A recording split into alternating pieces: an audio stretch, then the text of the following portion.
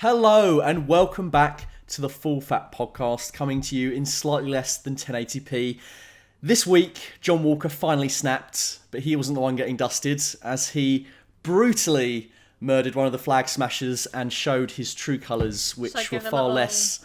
demonstration of oh, blood splatter. Oh, blood splatter. If you didn't already watch the episode, go away and it's come just back. like the real thing.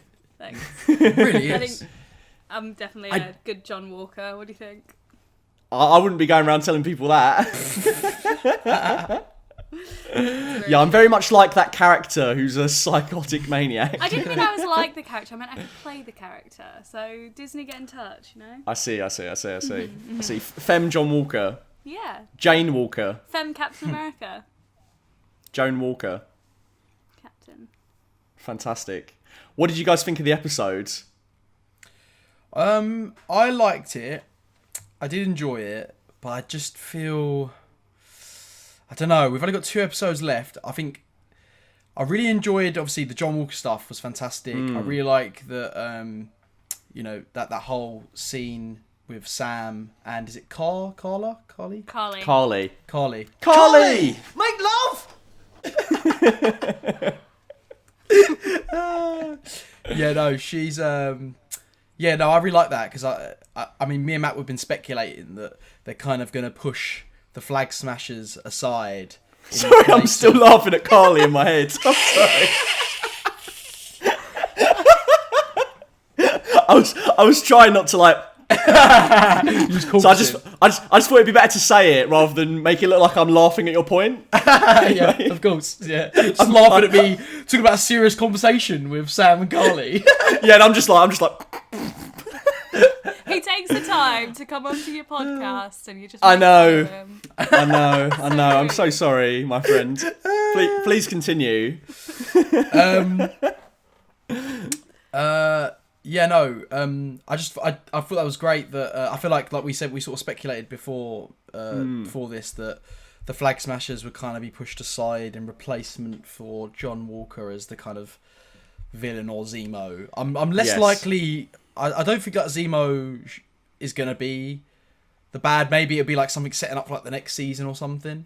But I do think it's going to start focusing on John Walker and how they're going to sort of stop his tyranny. I feel like almost. I feel like Zemo's moment to become the antagonist, the full antagonist, was when he finally got his hands on his own serum. And we had that moment, didn't we, where the room was divided. It's fantastic character work because you know who Zemo is, but you also know enough about him and you know how conniving he is that even after everything he said about all these people shouldn't have super soldiers, they shouldn't be allowed this power, when he has it in his hands, the way the scene plays it, you don't know if he might turn around and go, oh, but me, I'm the right hands. But then, of course, he doesn't. And Terry, you were absolutely right. You weren't fooled, were you? I think it would have been bad character work if he had just taken the serum. Because his whole But I think journey it's up until interesting. now would just have been for nothing. But I think it's interesting to have a character that is so, like, stuck to their principles, I will never waver, and then offer them the thing that they never got. Do you know what I mean? Yeah. It's like, oh, suddenly... But then I feel like we go down the route of, foot. like, he becomes the thing that he hates and he has to end up destroying himself. Do you know what I mean? It becomes cliche. Yeah. After a while. So but I imagine they did the right thing. But Zemo always thinks he's doing good and he always thinks he's enacting, like, righteous justice. Of course. So I could have... There is another version of this where I could have seen him doing that. Do you know what I mean? Yes. I just don't think it would have been what was best for Falcon and Winter Soldier. Yes, but I do think it's interesting when you take villains and you make them like hypocrites within the story. Yes, do you know what I mean? Like it would have been great to see him go like, oh, you know, people don't deserve this power, and then, oh, suddenly I can have this power, but it's different. It's different to all those cases that I just mentioned because I'm different and I know what I'm doing. See, I don't think I like that kind of stuff. To it. Yeah, I like that he stuck to his guns and like it just shows you the character, you know, the amount of character he does have. You know, he's very strong in his beliefs, and he's not going to waver even at the closest of temptation. Because obviously now that he's done that, he's like cemented for me as that is who he is. Do you know what I mean? Yes, 100%. Because that was his chance to be like a hypocrite. Yeah. There's no going back now, is there? No. As it stands, I think Zemo is one of the best characters in the Captain America canon. Like, definitely in that side of the MCU. He was, one of the best villains in the MCU just from Civil War alone and for the 100%. fallout that he caused. But now here we're seeing, like, we continuing to see, like, really nice sides to him. Like, even little things. I think the whole show does a really good job of weaving the themes at play into the dialogue without it feeling like ham-fisted and forced. Like, particularly the way Zemo talks to Sam and Bucky about, like, the fallout of super soldiers and that fantastic moment, which I feel like completely shows it not only gets the character of Captain America, but the character of Zemo. I can already feel the hive mind working with Charlie. He knows what bit I'm going to talk about. It's when... It's when Zemo says that no super soldier could withstand the serum. It will corrupt every single person. You cannot live with that kind of power. No one man should have all that power, in the words of Kanye West. And Bucky says, what about Steve Rogers? And Zemo essentially says, well, there was only one Steve Rogers. Even after everything they did against each other, even after all that stuff in Civil War, he still knows that Steve Rogers was the man. Steve Rogers. It's a great way of... The real deal. Yeah, he was the real deal. The real deal. Fantastic. Me and Charlie saw an internet comment saying that Chris Evans' Cap was the real deal. Like, he was the real deal, man. And ever since we've seen it, we can't get that phrase out of our heads with Captain America because it just sums it up, doesn't it? Yeah, it does. He was the real deal, man. It was funny because the comment was basically saying, like, that, what was it? White Russell, that he's like not the real Captain America. He's got nothing on Steve Rogers, who's the real deal. And I was just like, it made me laugh because obviously I was like, well, that's kind of the point that he's not. He's not Steve Rogers. But also, yeah, he is the real deal. He's not wrong there. No, of course. And I feel like that came.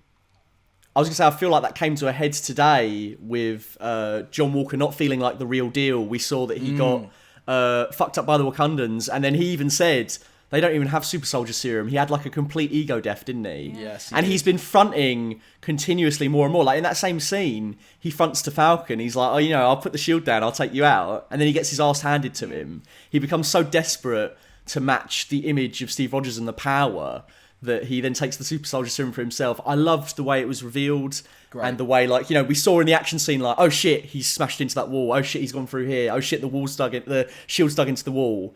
He's put the serum in. And then for the wonderful crescendo of not only his partner, Battlestar Hoskins, dying, which I thought was really well done, in the sense that, you're trained in a Hollywood sense to see, like, a stab, but only a stab in the middle. Not a stab in the side isn't fatal. A stab in the middle or, like, shot through the head, or do you know what I mean? Like, characters always need to, like, have these, like, really permanent, methods of killing for us to believe they're dead. Whereas in this, now he just gets flung into the wall. We're reminded that he's an ordinary human. That would have probably crushed his spine, smacked him on the back of the head. He's gone instantly. Yeah. There's no, like, oh, yeah, it reminds me of a similar scene in Justice League that Charlie laughed at when we watched it, where a normal doctor character, he's like a caretaker, gets flung into the wall by Steppenwolf, and he's absolutely fine. Yeah, he just gets up, shrugs it off, just dusts it off. No concussion. That poor guy. But it's one of those things, you just buy into it. Unless the characters are bleeding or they've been, like, exploded or shot, you buy generally, oh, they're thrown into the wall, they're fine. There was something more brutal about it, though. The fact that he was just slammed against the wall, like, with such force that he was just gone. Like, that was brutal. That was a really brutal death. It was the way, for me, it was kind of accidental. Do you know what I mean? It wasn't like an epic, like, Titanic, like, It was like, they were just fucking around like a real fight. Like, do you know what I mean? It's that one unlucky hit that takes you, do you know what I mean? Like the punch you don't see. And I think it's... Exactly. I think it's really interesting how they sat, Bastar and John sat talking about how if they'd had the super serum when they were at war, they could have saved so many lives. So then John Walker takes the super serum and then he can't save his partner's life. Like, and then takes her life. Yeah, no, exactly. Yeah. So I also really like that, because not only is the question, would you take the serum, permeating throughout the whole episode, but I love that Mackie says, no, I wouldn't take it. And you believe him, and also you come to see that as the moral perspective, right? But then when we come to Lemar, who gets asked the same question, he goes, hell yeah. You initially think, oh, that's for the wrong reasons. But then he points out, as you say, we could have saved all our brothers in arms. We could have done so much more. It's not just about killing and about power. And the way that he equates power bringing out the best or worst of you. Yes. Also, but it also ties into the very first Captain America movie where Erskine says it amplifies good and evil. And that's why Red Skull, the worst in himself is brought out and the best in Steve Rogers is brought out in that movie. So it's a really nice way that they're tying all of this together. It really feels like Captain America 4 sans Chris Evans, which shouldn't work on paper. Yep. But I think, not only the returning characters like Sharon and Zemo have had a lot more dimension added to them, but like also the new characters like Lemar. I'm sad he's gone out. I am. But the role he had, and particularly in this episode, I think was the most interesting stuff the character had. And also like, now John Walker's alone. He hasn't got that guy that was there in the changing rooms before he went out for his big show. Like, keeping him level-headed. I think he's going to go berserk. 100%. I 100% agree with that. And I also think what I like about it is that, Steve Rogers with the serum, he started off, he knows what it was like to be on the other side, to be the victim, being the small guy. And then, taking the serum doesn't affect him because he knows what it's like to be the perspective of someone that hasn't always won their whole life. Whereas, you have John Walker, who's like, he's only ever won. Like in Afghanistan, he's got all the medals. Like he's never really lost, and that's obviously shown in the fact that as soon as he does lose, he can't take it. And and that's where the motivation comes from. To take this, it's like, I need to be better. Whereas Steve Rogers, he's understood. He's been taking shit off people his whole life. So then when he knows how to use that power correctly, and I think that's nice that they show that that's the reason why Steve Rogers is the way he is. It speaks to that idea of American exceptionalism as well. Like, Steve Rogers beating the Nazis, it's good against evil. They go to Vietnam, eventually they get pulled out with their tail between their legs. Do you know what I mean? It's like John Walker embodies that false feeling that, like, we're just going to get it done. We're America. And, like, now he's seen it's all crushing down around him. He's resorted to desperate measures. Super soldiers. Like, obviously, we saw the serum crushed.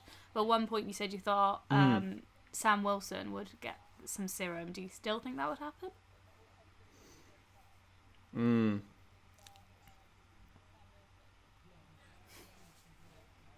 I think he will. Yeah. So do I. Charlie, do you want to field why you think? I think he will, because I believe that it's going to get to the point where it's going to be too much for Sam to handle. Having John Walker, the Flag Smashers, he's so solely reliant on the Winter Soldier, on Bucky. I've got a feeling that maybe Bucky will be captured in some sort of way, and he's on his own, and that he'll need to do it as like a last resort, almost. Oh, interesting. That's kind of what I feel like where it's going to go, to sort of to deal with the Flag Smashers and John Walker, or at least stop John Walker from, because obviously we had that great conversation with Karli and with Sam, and what I loved about all of that is that he's the perfect person to understand her struggle, because he's also someone that doesn't trust authority, because he's he's a black man growing up in America. Like, authority doesn't necessarily mean as much to him as it does to others, because it's like we said last week, like the police turning up, it's a fear thing for him. He could be pulled over and harassed. And all of that character work is now feeding into the more plot-based episodes in 3 and 4. Exactly, 100%. And I just thought that was great. And I think this episode even more, like you said, like there was only one Steve Rogers. This episode to me was showing you, no, Sam is also the perfect guy, because I'm going to go in and I'm going to talk to him, because Bucky hasn't got that. And that's why Bucky can't be capped, because Bucky thinks, we got to smash some stuff down, you know what I'm saying? We got to do it. But yeah, Sam is like, no, we're going to talk to her. I can get to her. I know I can speak her down. And I just thought that was great that you had that bit with John Walker, like, no, let's go in there. We don't trust him. And then Lamar's like, sort of like, hold on a minute, like, maybe we could talk him down. And it's interesting that, I just think I thought that was a really great bit of writing there. I really, really enjoyed that whole dynamic. Yeah, I think it's interesting that Steve and Sam bring out the best in Bucky, who's kind of naturally an assassin and goes in with brute force. And that's why, as you say, Charlie, he's not really right for Captain America. He's perfect to be the balanced Captain America and to be that darker, that darker method to balance both of them out, which is why I think Falcon and Bucky work well as a team. And then you've got that mirrored in Lemar and John Walker. You know, Lemar is the voice of reason, going, oh, maybe we should talk to them. You know, think about it. They're giving people vaccines. Blah blah blah blah blah. You need to think this through. And also, he's lifting him up. He's bringing out the best sides of John Walker. And now that he's dead, he's got no Sam Wilson. He's got no Steve Rogers to make him that good person. So I think he's just going to go completely off the rails next week. I mean, you were already pointing out, Charlie, like as soon as he's taken the serum, he's like twitching and he's like a bit of a fidgeting and that. Yeah, he's wired up. Yeah, and I think he's even going to be more crazy now that his boy's gone. Like his moral compass has died. I think that, you know, we're going to see him. I mean, what interesting. I want to ask you guys actually, like, what do you think is going to be the result of, you know, it was all filmed, seeing him murder someone. The world is going to see it. I don't think either he won't be Captain America anymore, or the government will make it go away, and that will cause frustration for our other characters. I see what you're saying. Yeah, like it could get swept under the rug, and that's kind of the point. Yeah, it's giving me flashbacks to when Homelander's in that corridor looking at all the wrecks he's getting on social media, and he's like, "Oh yeah," and he's getting really annoyed. That's fantastic. All the memes coming up on the screen. Fantastic. Yeah, and he doesn't know what to do, does he? Because he can't control the internet, no matter what he does. So good. Yeah, so I think we might get something similar to that, or as you say, it might get covered up, and that's kind of like the point that, you know, no matter what John Walker does, it'll all be fine. Although, having said that, there was loads of phones, it's going to go all over the internet. I don't know if they'll be able to cover that one up.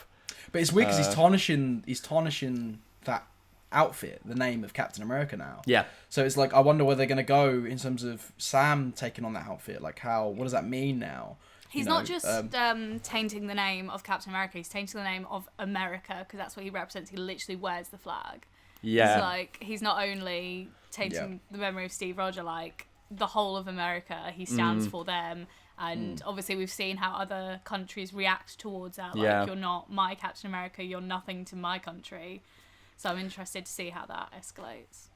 But it was really interesting as well to see one of the Flag Smashers say Karli would make a great Captain America, because it's constantly, and that he was a Captain America fan when he was a kid, because it's always stripping away and addressing the artifice of, just because the character is Captain America, it doesn't mean it's jingoistic. Do you know what I mean? And like, anyone could be Captain America. It's about those core classic American values, you know, and like, you know, and to be good to others and to do the right thing, and not be duplicitous. And that is all the stuff that Steve Rogers embodies, and that Sam clearly embodies. Like, Sam was such a good pick for the next captain. Steve Rogers got it completely right. And across the series, I feel like they're constantly throwing him in scenarios where he proves his worth, and he proves that he is exactly the person to have that level head. I think it's going to be fantastic when he takes up the shield. I'm really excited for it. I can't wait.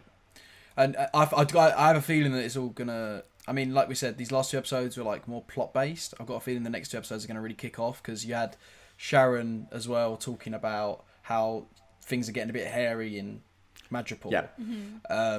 And obviously now Zemo he's skidded away, isn't he? He sort of went through the back door.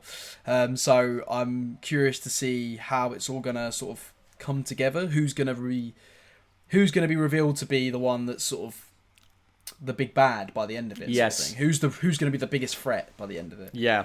We're also... Sorry. I was just going to say, we're also hearing about the power broker, and the internet is trying to work out who that is, so that might factor in as well. Sorry, what were you going to say? I was going to say, do you think episode 6 will end on a cliffhanger for a new season? Or do you think we will wrap it up neatly, like WandaVision? We were talking about this, weren't we, Charlie? That we're starting to wonder if, not necessarily a cliffhanger, but possibly, I think the final shot will be him in his Cap outfit. I don't think he's going to have a whole episode where he's like in the new outfit. I think that would be awesome if he did. Yes. But I just don't see it somehow. Did you say... Sorry. No, go on. Was I right in seeing that we are getting WandaVision season 2? Or did I make that up? Where did you see that? I thought I saw an article and I was going to talk to you about it, but I forgot until now. Oh, really? I may be very wrong. Because I was about to say, actually, linked to that if any of the two shows are going to get a second season, I feel like this is the one that would. Mm-hmm. Do you know what I mean? Like, WandaVision feels like more like it's shut off, whereas this is like a buddy cop comedy. Do you know what I mean? Where they're kind of like action film almost, where I feel like you could see them in multiple adventures with different villains popping up, and but yeah, we'll see where it goes. I could see it being open ended because obviously I can imagine them using Zemo later on more. Yeah, absolutely. So that's why I kind of buy that, especially now that we've got 2 episodes left. I do feel like we're going to get another season of the Falcon Winter Soldier. But do you think it's going to be like John Walker comes back, those sorts of characters, and it's more of a storied season 2, or do you think it's going to be, as you say, oh, now they're fighting Armin Zola, he's back? You know what I mean? Like, completely different, or you know? Yeah, I feel like it would. I mean, obviously it depends where it goes, but I feel like they will carry on the themes of this season. I still think that central core is what the show is going to be about going on. So I wouldn't be surprised to see that. I wouldn't be surprised if John Walker goes off and Zemo goes off, and the Flag Smashers are the one that are taken down by the end, or vice versa, or whatever. So yeah, and I think WandaVision's kind of a different show in the sense that like it was under the umbrella of that sitcom narrative, and also you see Scarlet Witch, she's now going into different things, and she's now popping up in Doctor Strange 2. She'll probably go somewhere else next. So like I feel like that show, what was special about it was that it was a one and done. Definitely. What I think's going to happen, just to remind, what I think's going to happen is, this is my theory, is that Karli might die. Karli! Well, she's off. She's dead, I think, somewhere. Or something's going to happen. Something bad's going to happen to her. And then I think now it's like, well, Zemo's got this whole squad of people that all don't like, these superheroes, don't like what they're doing, like the old world. And I feel like that could be the setup for the next season of Zemo and his team of super soldiers. Maybe. I don't know. Maybe not. Because I know he doesn't like the super soldiers, so I don't know.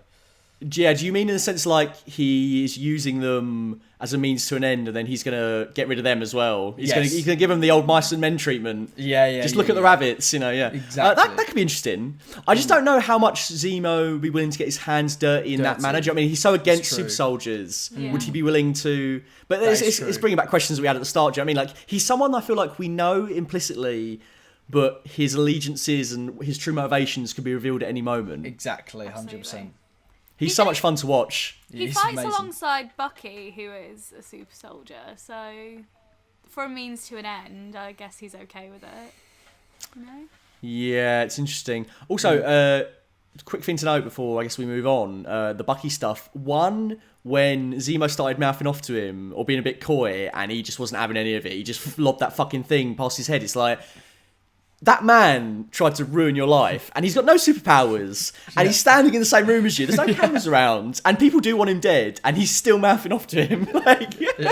No wonder he froze the mug of tea, whatever. And then also, I loved that we got to see the first time they tried the code words on him, and it didn't work. That was and great, to see him be such a great scene. Sebastian Stan, also chef's kiss, great actor. Amazing.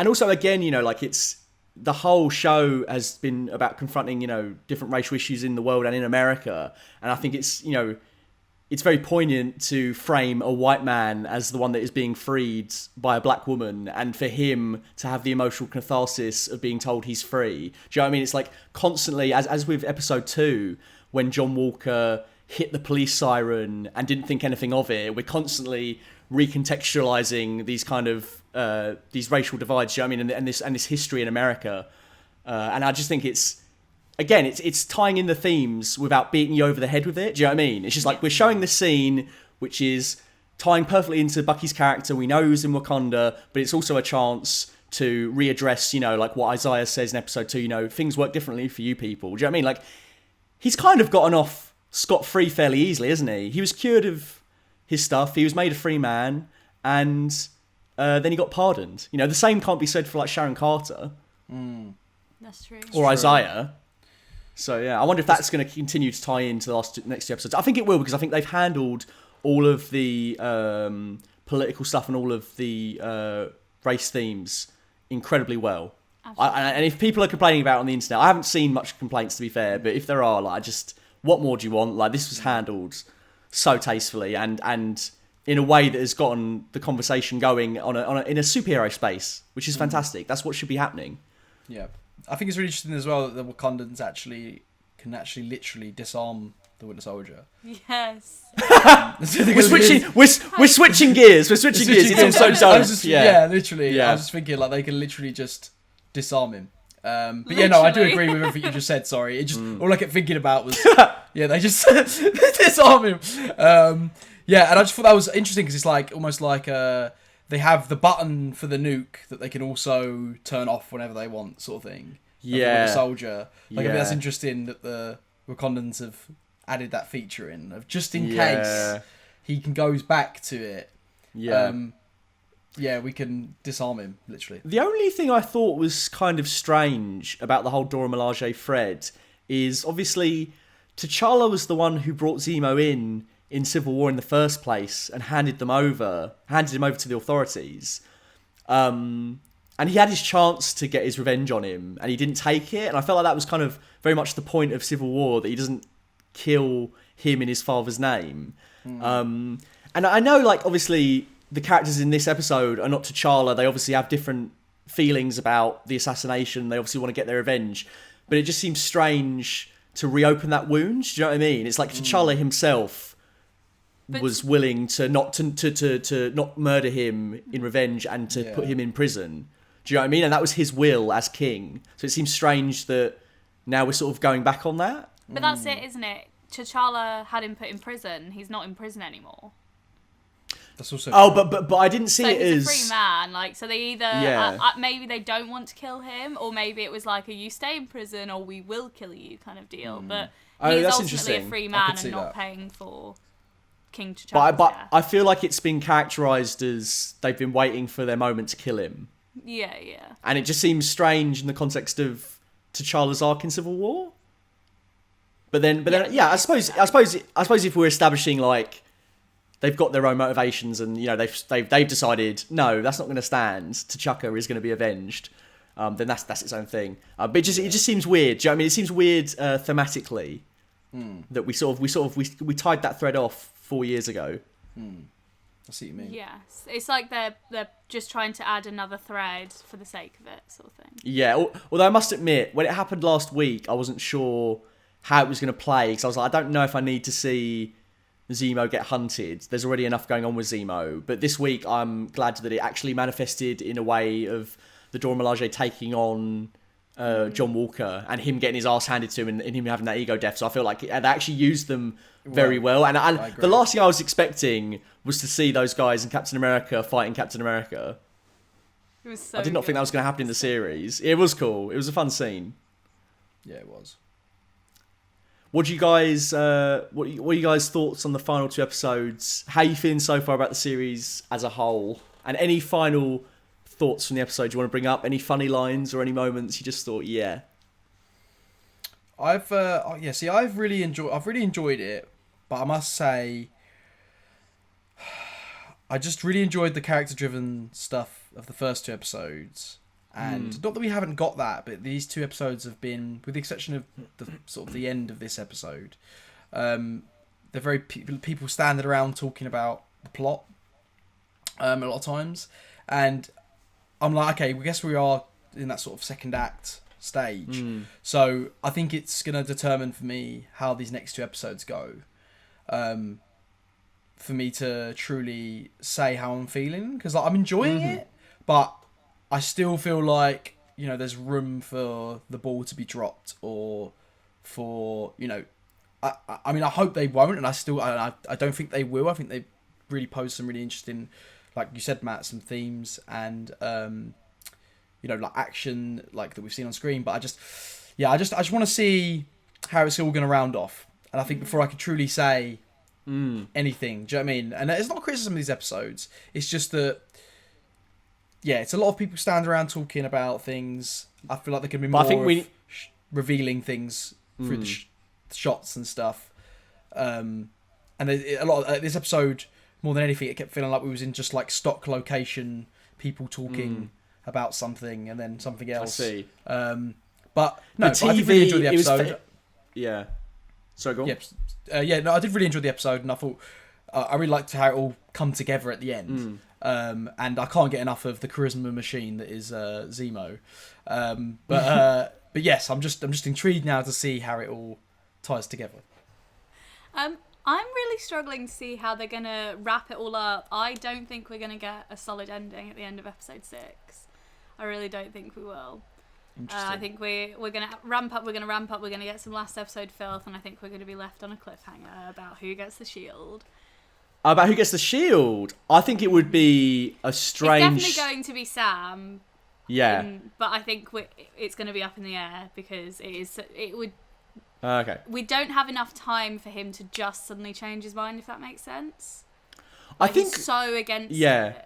I think we have enough time for him to change his mind, but I don't think we have enough time for him to get suited and booted and running around as Captain America. I think this was called the Falcon and the Winter Soldier because he's going to be. This is like his last stint as the Falcon, I think. Yes. Is really more the point of it rather than his first stint as Captain America.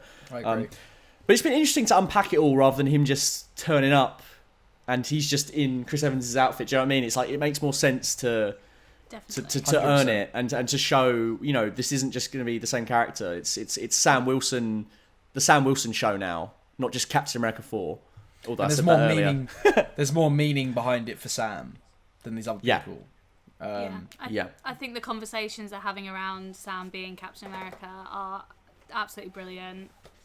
I think they need to happen. We can't, as you said, we can't just have Sam turn up in Captain America's suit and that just 100%. Happen, you know? No, and I think largely it's used the Captain America film canon, you know, and all the characters like Sharon Carter and Zemo, and it's built upon it with characters from the comics like US Agent, like John Walker, like Battlestar. I think it could still drop the ball. It depends on how it wraps up, and I do think there will be elements of it that might wrap up in an unsatisfying manner. I do agree with you, Terry. I do think we'll get a wrap up on like the John Walker Flag Smashers story. Definitely, I think Mackie will come to some sort of decision about what he's going to do with the shield and all that sort of stuff. But I think, you know, characters like Zemo and Sharon Carter, I think we'll just continue to get like little bits of them, and then, you know, that'll be their role. Any other thoughts, you guys? Anything indeed this week that you want to talk about? I wanted to kind of briefly mention before we go and and do our socials. The Zemo full dance track and the Loki trailer. I'm so happy they put out the full uncut Zemo, the Zemo cut. The Zemo cut. What was your favourite dance move? I think for me it's somewhere between this and when he was like. Yeah, no, I was a fan of the. I like that one and then just the clapping. I haven't seen it. You didn't show me this. Clapping. Oh no! There's like a full version. Yeah, it's just dropped online. I did not know about this until right this moment. Yeah. What I think the track's pretty bangy as well. Should we learn the dance? Oh yes, definitely. What I think's amazing is if you see David Brent do that, you'd be like, what's he? He's embarrassed himself. But because Daniel Brawl is a charisma machine, like I've already said today. You know, he pulls it off. You know, he looks cool doing it.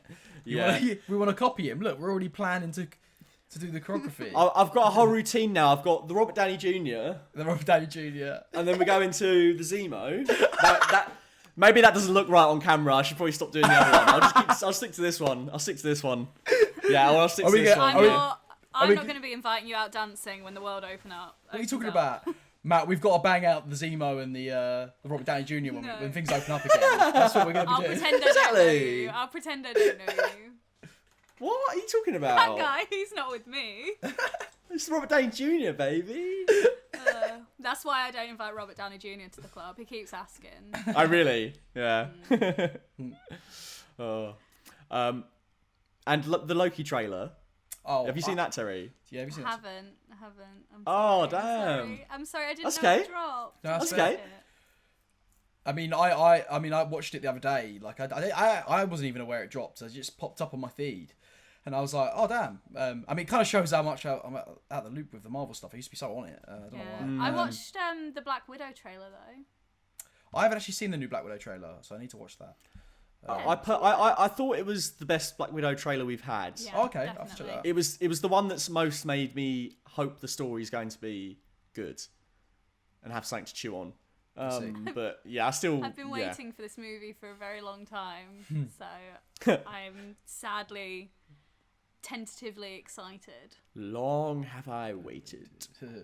But the Loki trailer blew me away. I actually was quite surprised. Really? Out of all of them, I was least excited for Loki. I must admit, I was kind of like, do we need to see him again? Do you know what I mean? Like, what's he up? Do you know what I mean? We've had loads of movies of Loki, but already from the trailer, I'm like, they've taken a really interesting idea, and just to see Owen Wilson and Tom Hiddleston work together, I think it's just going to be fascinating. It's going to be great, especially because I know that Tom Hiddleston can do a really good Owen Wilson impression, and I wonder if they're going to utilize that, him mocking him somehow. Like him doing impressions of him. Yeah, something like that. Oh, yeah, that'd be fantastic. That's gonna be good.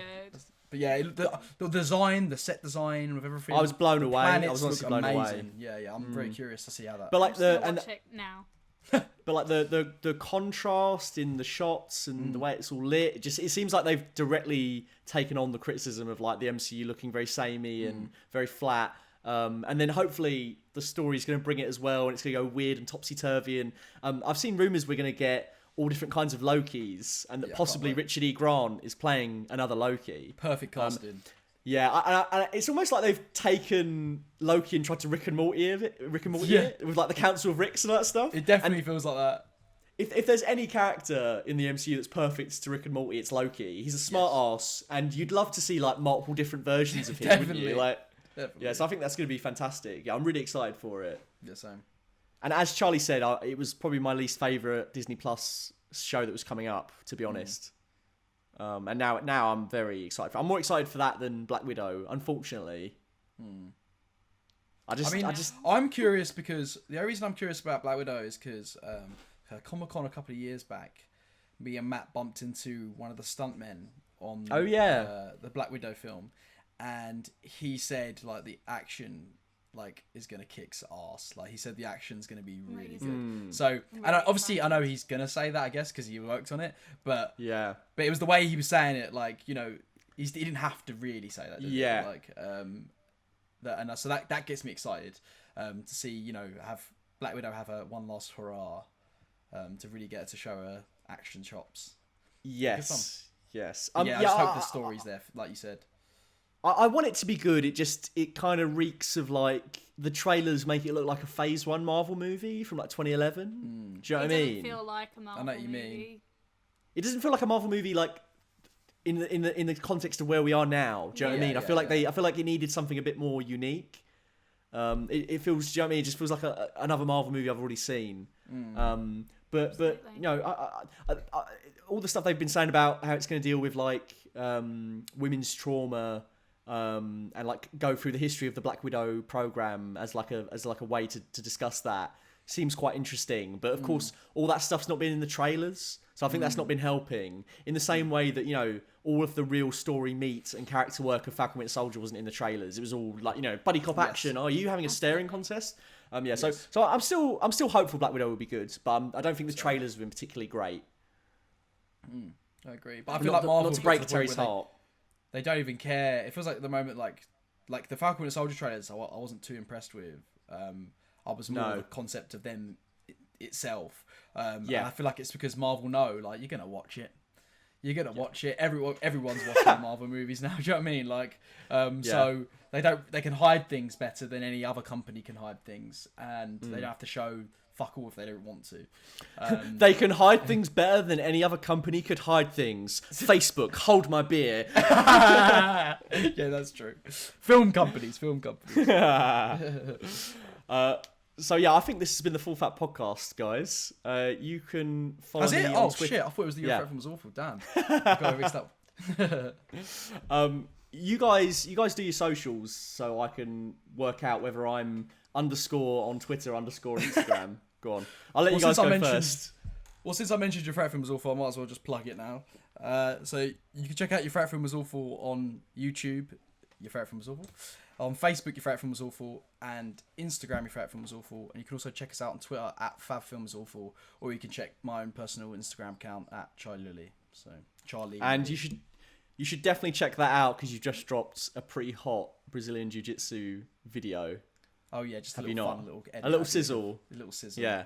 I thought I was pretty impressed. It's a nice little grade. Yes, check that out. And I assume when the world opens up, more filmmaking to come on Instagram. Yes, definitely. I'm itching to get back. It's killing me, but yeah, it'll be good. I'm excited. Fantastic. Amazing. And is it my turn? It is your turn, Tezza Beast. It is my turn. I'm going to start off by plugging the stream that Matt and I are going to do this weekend. We're going to play Dream Daddy again on my Twitch. So I'm going to meet Mac McDaddy. You're going to meet Matt McDaddy, yes. Matt McDaddy, yeah. Finally. So that's twitch.tv/Terry Merkin. You can catch me on Twitter, Instagram, YouTube, Patreon as Terry Merkin, and Letterboxd as Terrell. I always think I've got that so smooth, and it's just not smooth. But you've got it all worked out, because I can't remember whether it's underscores for what. But anyway, I've figured it out. It's Twitter. If you want to get me on Twitter, it's at @FullFatVideos. And if you want my Instagram, it's at @full_fat_videos. If you're listening to the audio version of this, why not check out the Full Fat Podcast YouTube channel for the video podcast? And if you're watching this on video, why don't you get rid of our faces and check us out wherever you get your podcasts, including Spotify and Apple Podcasts. And also, please check out my video that's just released, or maybe just be about to be coming out, depending on what time you're listening on this, with Invincible. And it's a big video essay on Invincible and hero v hero fights across the superhero genre, from Civil War to Batman v Superman. I've done some fun little edits in there. There's lots of cool match cuts, so I think you guys will enjoy it. So please check that out if you haven't already. That's my shameless self-promotion. We'll see you guys next week for the penultimate episode of The Falcon and the Winter Soldier.